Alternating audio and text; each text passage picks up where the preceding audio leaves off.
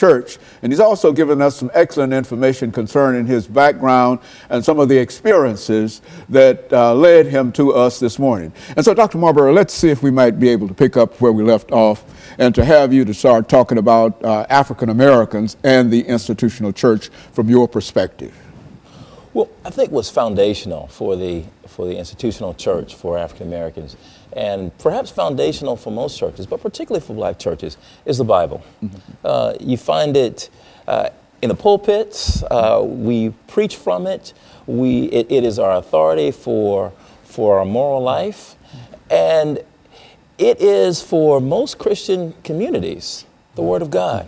And I tell my students, every time they step into a pulpit in the midst of a community of believers and they speak from the Bible, they are speaking for that community.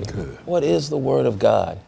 And so one of the things that captured my attention when I was a student at ITC and then later at Vanderbilt, had good professors like Professor Victor Anderson and Professor Lewis Baldwin, who interests me not only in ethics, that is how black communities think about what's right and wrong, but also interested me in the history of the black church. And from that standpoint, I wanted to know, well, why do black churches, why do churches in general think of the Bible and use the Bible so differently? For example, you look in Nashville and you've got churches from one end of the city to the other. And on fundamental issues, we disagree, and yet the same book is being preached from our pulpits. And I began to wonder, well, what's going on? It's not the book is the same.